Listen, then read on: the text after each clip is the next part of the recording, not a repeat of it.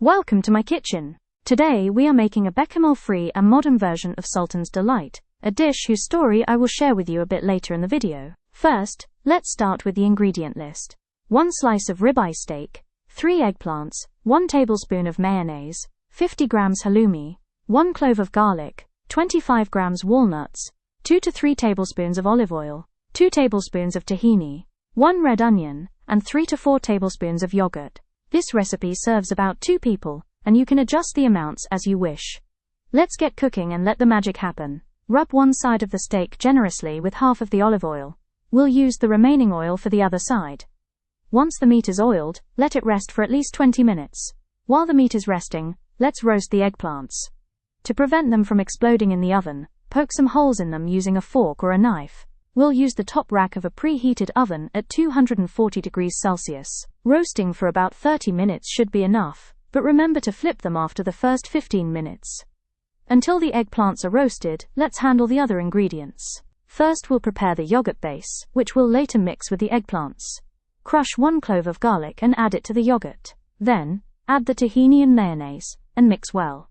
Now, it's time for the story. According to rumor, during Empress Eugenie's visit to the Ottoman Empire, wife of French Emperor Napoleon III, this dish was born from a collaboration. The French chef she brought along prepared a bechamel sauce, and the palace chef added roasted eggplant to it.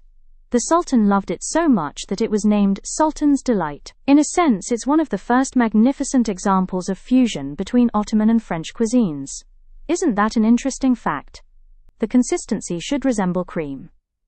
Next, dice the halloumi into small pieces for later use. The cubes should be between half a centimeter and 1 centimeter. After the halloumi, slice the onions into thin half moons. Now that the chopping is done, we'll start cooking the onions and the meat. I sautéed the onions in an oil-free pan, but you can add a tiny bit of oil if you like. The steak will already have the oil from the marinade. For that reason, we won't oil its pan either, but be prepared, because today's oops moment happens right here. Even though the pan is hot, once the oil and the meat juices combine, it will splatter, especially until it's seared. That's why I use a pot lid as a shield, but I don't close it fully so it doesn't create steam. Once the oil splattering stops, take the roasted eggplants out of the oven and cover them with a plate. This way, they will sweat, making them easier to peel. Letting them rest like this for 10 to 15 minutes is ideal. When the onions become translucent, they are ready. Once you set the onions aside, add the halloumi to the same pan and fry them, stirring occasionally until they take on a beautiful golden color. In the meantime, our eggplants have sweated enough. Now it's time to peel them. First, cut off the top and the tip with a knife. This makes peeling much easier. After making a large slit down the middle, scoop out the inside with a spoon and put it into another bowl. Don't throw them directly into the yogurt, because we need to chop them first, and the heat might cause the yogurt to curdle. After letting the insides rest for about 5 minutes, chop and mash them well using a spoon or fork. Then, add them to the yogurt mixture and mix thoroughly. Spread the mixture nicely onto your serving plate. Then, place the sautéed onions on top and spread them evenly.